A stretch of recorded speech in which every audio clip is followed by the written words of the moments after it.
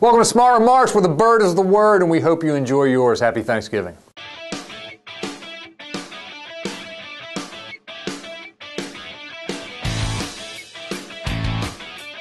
So there's this famous painting by Norman Rockwell. I know you've seen it about 1,000,000 times. It's very appropriate for Thanksgiving. It's a family sitting down to a huge turkey dinner.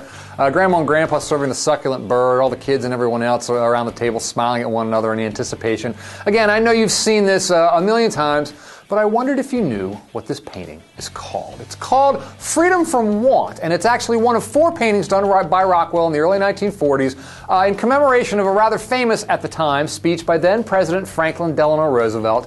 The speech was called The Four Freedoms. Americans don't talk much about this speech these days. It's disappeared down the collective memory hole, but we should talk about it, and Thanksgiving is actually a great time to talk about at least one aspect of it. It was actually FDR's State of the Union speech in January 1941. We had not yet entered World War II, but Europe was already in flames. So FDR was talking about how, as we look to the future, which we seek to make secure, we look forward to a world founded upon 4 essential human freedoms. These are freedom of speech, freedom of worship, freedom from want, and freedom from fear. Now, it was a very internationalist speech. There's a lot in there that I could disagree with, and there's a lot in there that a right-winger could agree with. You know, if we have freedom from fear, doesn't that mean we should invade Iran? Doesn't that mean we should go fight them over there so we don't have to fight them over here? But the one part of the speech which really intrigued me was this whole idea of freedom from want, which Roosevelt said means, quote, economic understandings which will secure to every nation a healthy peacetime life for its inhabitants everywhere in the world. You know, we've been pretty successful in banishing full-scale want here from the United States. You don't have too many people starving to death in the streets anyway.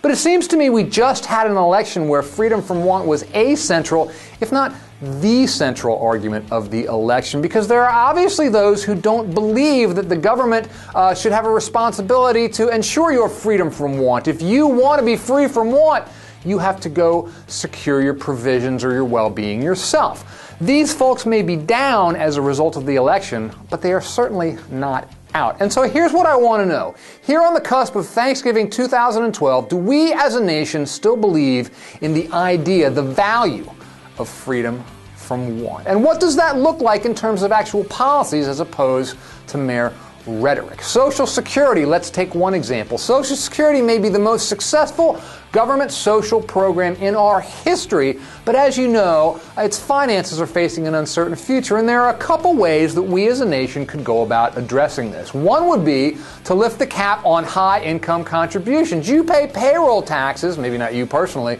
on only your first $113,700 in wages. If you make more than that, if you're a millionaire and you make hundreds of thousands of dollars more than that, you don't pay taxes on your wages above that. Now, there are some proposals in Congress. Let's make it so that everyone pays the payroll tax on the entirety of their wages. This would boost the program's revenue stream and ensure the overall longer-term solvency of the program. That's one way to address this problem, one that protects Americans' freedom from want. But there are, of course, other ways to do this as well. One might be to cut benefits, to raise the retirement age, to spare those who will never know want, and to create more people who do know want. As we go through the fiscal cliff negotiations, President Obama is going to be tempted to reach some sort of grand compromise with the GOP on Social Security and other social spending. I hope he won't be tempted to concede too much, because if want does increase in this country, I think democracy